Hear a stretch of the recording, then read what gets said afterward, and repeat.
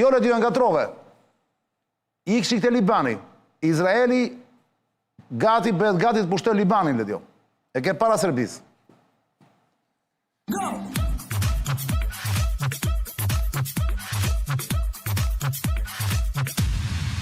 Alors on danse.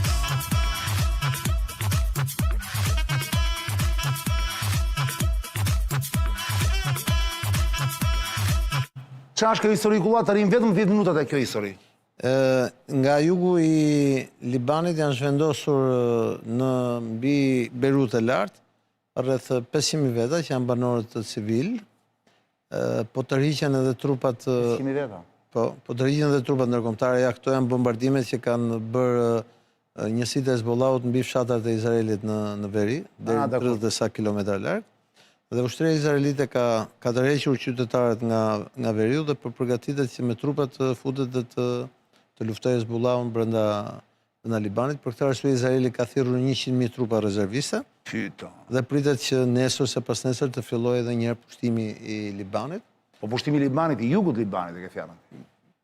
Jugut Libanit, po jugu Libanit është territori i madh, se shkon deri afër Beirutit. Pyetën, nxjerrë këtë hartën e madhe këtu në ekran le dio prap. Gjithë ajo i rajoni që shikon aty.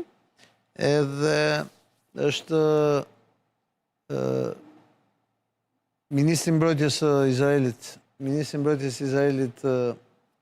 bëri parashikimin, ja ta shpjegoj edhe këtu çfarë po ndodh. Ata kanë një plan që ta pushtojnë gjithë këtë pjesën, të shkojnë nga të marrin deri në lumin Litan, pra gjithë të hapësirën këtu, që është gjitha një zonë maritime. Ja një sekond kullat të ka bilet jo? Një sekond, bilet jo? Taksirate kjo, ba. E di që se kemi këtë sistem kamera ashtu, së mundemi do të lëvizim, por do mundohemi. Në mënyrë që ta lëvizin njësitë e Hezbollahut mos i kenë kufi sepse ata bombardojnë lehtë brenda Izraelit. Në të njëjtën kohë izraelitët kanë dërguar njësi speciale me helikopter këtu në lindje në luginën e Bekas, atje ku qëndron prapavia e Hezbollahut, por ata i kanë zbrapsur dhe kanë njoftuar presidentin e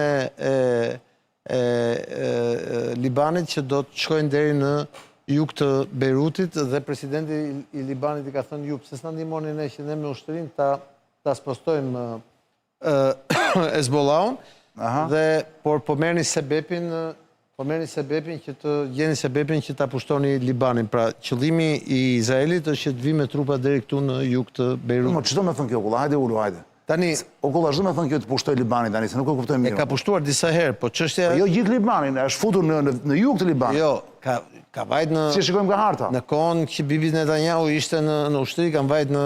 Bibi Netanyahu ka komandonte njësi në jug të Beirutit, pasi ki parasysh që jugu i Beirutit është gjithi në kontrollin... Pra, forcat izraelite janë futu ku është kjo si një gjyrë... Forcat izraelite kanë bombarduar këtu dhe aty dhe deri në verit Litanit duan ta marrin gjithë. Dhe në verit kujt? Deri aty te lumi Litani. Po pra. Kjo është ajo.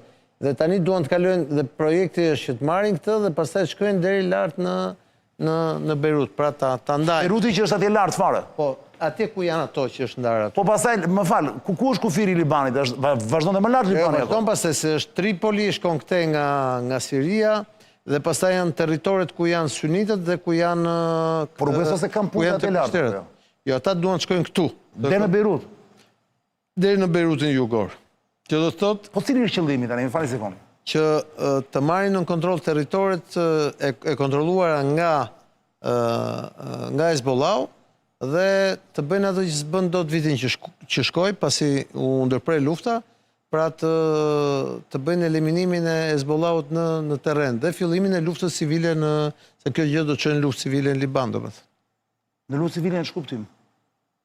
Sunitët kundër shiitëve, shiitët kundër sunitëve, të dyja palët kundër të krishterëve, krishterët maronit kundër sunitëve, por edhe kundër shiitëve, shiitët Amal kundër Hezbollahut, Hezbollahu kundër Amalit, pastaj të gjithë këta kundër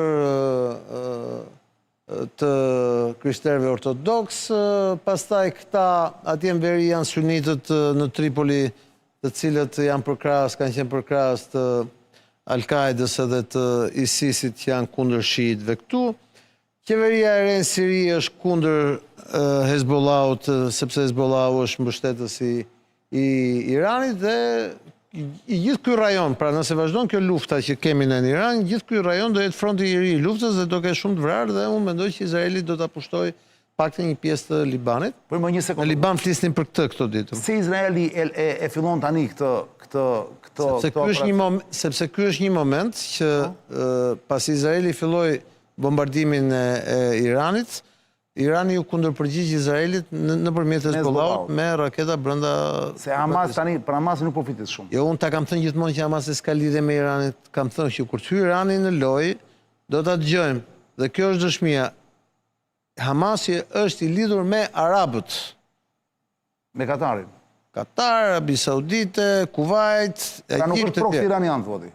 Unë ta kam thënë gjithmonë. Pa i kam mbështet Irani dhe ata për tirën e Izraelit. I kam mbështetur për arsye tjetër. Ka financuar, i ka dhënë armatime dhe për arsye pragmatike. Nga pikpamja fetare, nga pikpamja e doktrinës, ashtu këta janë proksi. Këta janë shiit dhe të krijuar dhe të financuar dhe kanë edhe të stërvitur. Ke thua Izraeli është kaq i fuqishëm kulla, sa që tani jo vetëm do të përballojë luftën me Iranin, po duhet të pushtojë dhe Libanin. Po dhe kjo luftë me Iranin është fakt. Mi pa dakord, po shpron. Sepse ka Iranin kufis, sepse ata duan të largojnë. Shiko, ata duan të përsërisin atë që kanë bërë në vitet 82 duke larguar kufirin, duke e çuar shumë larg, në mënyrë që raketat të mos mrrijnë në veri.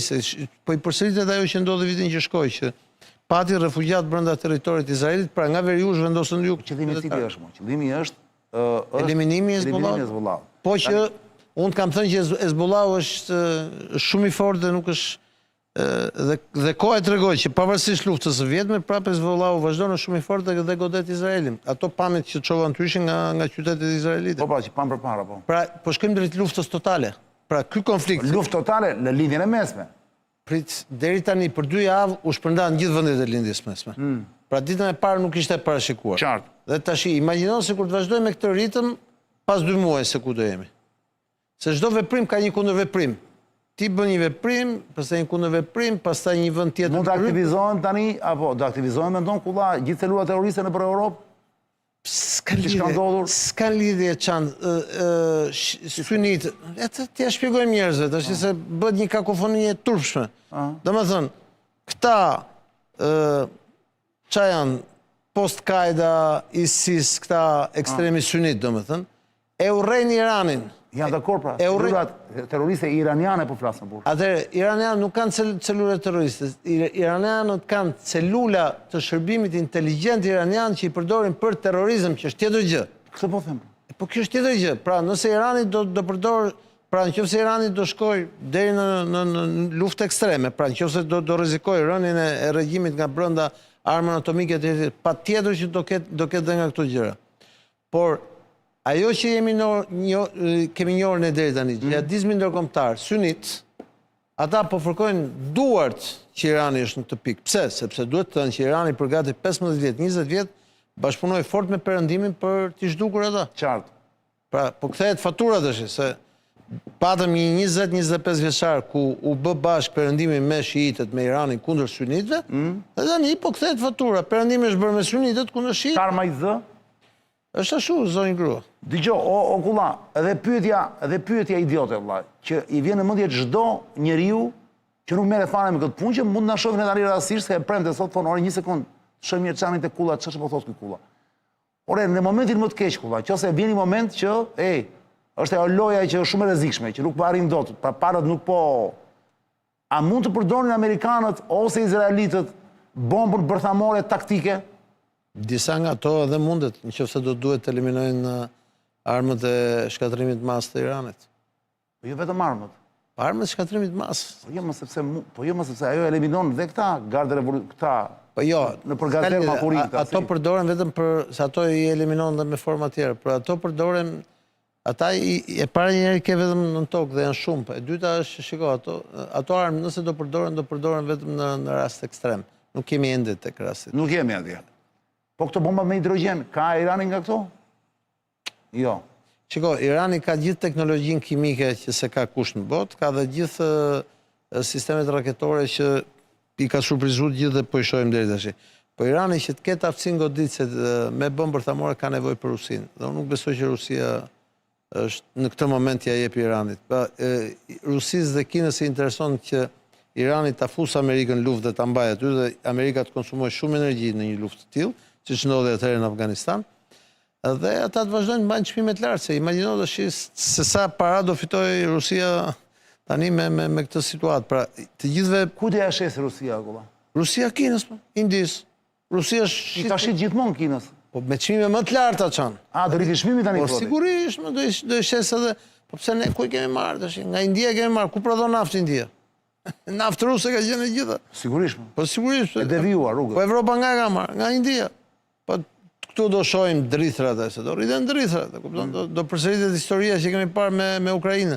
Dhe ndërkohë, konflikti në Ukrainë do harrohet, po harrohet.